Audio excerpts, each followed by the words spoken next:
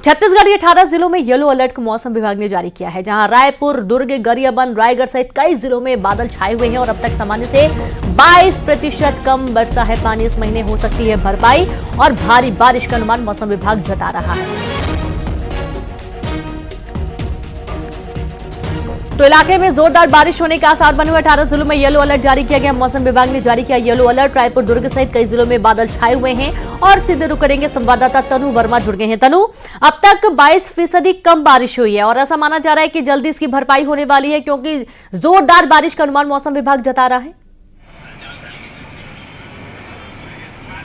जी बिल्कुल, देखिए छत्तीसगढ़ में मानसून के एक्टिव होते ही राज्य के कई हिस्सों में बारिश का दौर जो है वो लगातार जारी, लेकिन कुछ हिस्सों में कुछ दिनों तक मानसून जो है वो थमसा गया था। ऐसे में कई जिलों में जहां कई जिलों में ज़्यादा बारिश हो रही है तो वहीं कई जिलों में गर्मी का भी सामना लोगों को करना पड़ रहा है। और इसी बीच अब मौसम विभाग ने 18 जिलों के लिए येलो अलर्ट जारी किया है। 24 घंटे के लिए अलर्ट जो है वो जारी किया गया और इस अलर्ट के मुताबिक रायपुर, दुर्ग, गरियाबंद समेत कई ऐसे जिले हैं जहां पर झमाझम बारिश का दौर जो है वो देखने को मिलेगा। राजधानी रायपुर की मैं बात करूं तो राजधानी रायपुर में आज सुबह से ही बादल छाए हुए थे और हल्की बूंदाबांदी का दौर जो है वो सुबह से ही जारी रहा है और अब मौसम में थोड़ी सी ठंडक जो है वो आ गई है और मौसम सुहाना बना हुआ है। इसके साथ ही प्रदेश के कई जिलों में बारिश का दौर बीते रात से ही चालू है। ऐसे में मैक्सिमम टेम्परेचर में गिरावट जो है वो देखने को मिली है और मौसम जो है फिलहाल ठंडा बना हुआ है। वहीं मौसम विभाग का कहना है कि अगले कुछ दिनों तक छत्तीसगढ़ में मौसम का मिजाज जो है वो ऐसा ही बना रहेगा और झमाझम बारिश का दौर जो है वो आगे भी देखने को मिलेगा।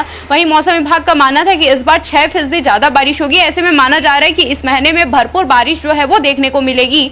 फिलहाल लगातार मौसम विभाग के द्वारा जो है अलर्ट जारी किए जा रहे हैं। कई जिलों में बारिश अभी भी हो रही है और मौसम जो है सुहाना बना हुआ है और आगे कम से कम 1-2 हफ्ते तक मौसम का मिजाज फिलहाल यूं ही बने रहने की संभावना है। जी बिल्कुल, बहुत शुक्रिया आपका तनु, तमाम जानकारी साझा करने के लिए। तो इस तरीके से और बारिश के आसार बने हुए हैं और अब आगे बढ़ेंगे, जहां बिलासपुर में डायरिया का प्रकोप बढ़ता ही जा रहा है। रतनपुर के वार्ड नंबर 3 में डायरिया फैला हुआ है और 50 से ज्यादा लोग बीमार पाए गए हैं। 17 मरीज अस्पताल में भर्ती किए गए हैं, जिनमें 3 की हालत काफी गंभीर है। सिम्स में रेफर किया गया है। गंदा पानी पीने से बीमार हुए लोग, डायरिया फैलने से स्वास्थ्य विभाग में हड़कंप मचा हुआ है। देखिए, आपको हमने कुछ दिन पहले तस्वीरें दिखाई थी जब महज 3 लोग ही डायरिया की चपेट में आए थे, लेकिन अब ये मामला बढ़ चुका है। 50 से ज्यादा लोग हो चुके हैं। संवाददाता उमेश जुड़ गए। उमेश, अभी कुछ दिन पहले 3 का आंकड़ा था कि 3 मरीजों में डायरिया की पुष्टि हुई है। अब ये आंकड़ा इतना तेजी से बढ़ा कि 50 से ज्यादा लोग डायरिया की चपेट में हैं। देखिए, ये जो पूरा मामला है रतनपुर क्षेत्र का है, महामाई पारा है, 3 नंबर वार्ड है। यहाँ पर डायरिया फैला हुआ है। लगभग 50 लोगों को यहाँ पर बीमार पाया गया है। उल्टी दस्त से ये पीड़ित थे। जैसे इसकी सूचना लगी, स्वास्थ्य विभाग मौके पर पहुंचा, जिसमें से 17 लोगों को सामुदायिक स्वास्थ्य केंद्र में भर्ती कराया गया।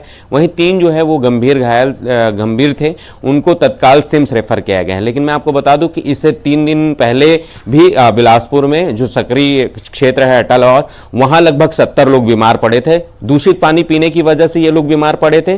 चूंकि ये देखा जा रहा है कि बारिश के दिनों में डायरिया का जो प्रकोप है वो तेजी से फैलता है। यही वजह है कि इन 2 जो इलाकों पे डायरिया के जो मरीज बड़ी संख्या में निकल कर आए, उसकी मुख्य वजह यही है कि जो गंदे पानियों से पाइपलाइन, नालियों से गुजरने वाली जो पाइपलाइन है वो जर्जर हो चुकी है, लीकेज हो चुकी है, जिसकी वजह से लोगों के घरों में सीधा दूषित पानी पहुंच रहा है, जिसकी वजह से लोग जो है पीकर उसको बीमार हो रहे हैं। हालांकि जिला प्रशासन ये जरूर दावा करता है कि तमाम व्यवस्थाएं बारिश से पूर्व जहां जहां ऐसी स्थितियां निर्मित होती है उसको बेहतर करने का प्रयास किया जाता है। लेकिन आप स्थितियां देख सकते हैं, पिछले दिनों सक्रिय जो क्षेत्र है तखतपुर का, वहां पर बड़ी संख्या में मरीज निकलकर सामने आए। इस बार कोटा विधानसभा का ये क्षेत्र है रतनपुर, वहां पर लगभग 50 मरीज डायरिया की चपेट में मरीज सामने आ रहे हैं। बिल्कुल, बहुत शुक्रिया आपका उमेश तमाम जानकारी के लिए।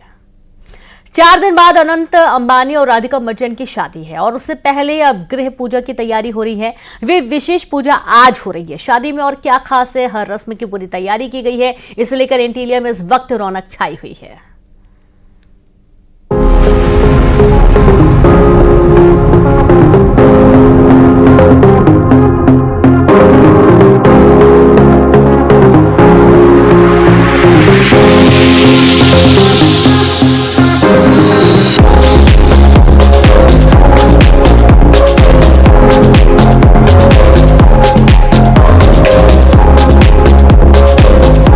जैसे जैसे अनंत अंबानी और राधिका मर्चेंट की शादी की तारीख करीब आ रही है, एंटीलिया में रौनक बढ़ती जा रही है।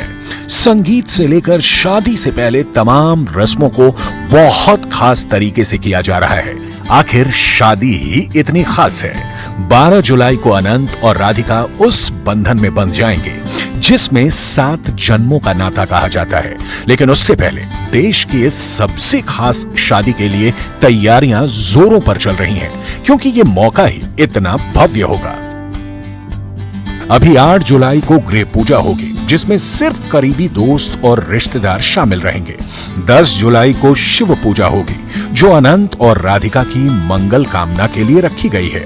10 जुलाई को रात में ही यंगस्टर्स नाइट होगी, जिसमें कई लोग शामिल होंगे। 12 जुलाई वो तारीख है जब अनंत अंबानी और राधिका मर्चेंट विवाह के पवित्र और खुशियों के बंधन में बंध जाएंगे। इससे पहले अनंत और राधिका की शादी के लिए संगीत सेरेमनी हो चुकी है। यह मौका तो इतना खास रहा जब देश और दुनिया की कई बड़ी हस्तियां शामिल हुईं। संगीत में समा बांधा इस पेशकश ने परिवार में नई खुशियों को मनाने का इससे बेहतर तरीका क्या हो सकता है। मंच पर पूरे अंबानी परिवार ने एक साथ परफॉर्म किया। इससे पहले मुसालू सेरेमनी हो चुकी है।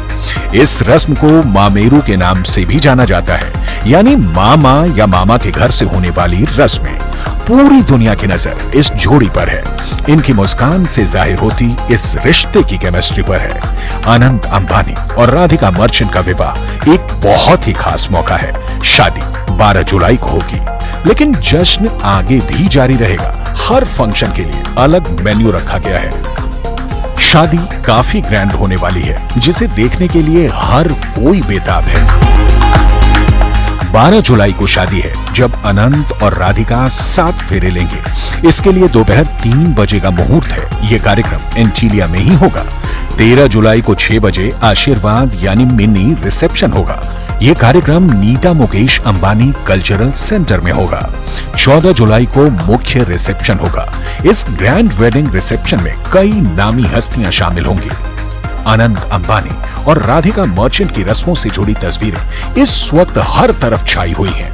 बहुत सी रस्म अब भी बाकी हैं, बहुत से कार्यक्रम होने हैं। इस शादी को लेकर परिवार में इस वक्त खुशी छाई हुई है। इस वीडियो में आप देख सकते हैं कि अनंत और राधिका का पूरा परिवार तरह तरह की रस्मों को निभा रहा है। आखिर इन खुशियों के मायने ही अलग है। देश ही नहीं, पूरी दुनिया से मेहमान इस मौके के गवाह बन रहे हैं। इसलिए खुशियों की बारिश अभी जारी रहेगी और इसके लिए लगातार तैयारियां चल रही हैं।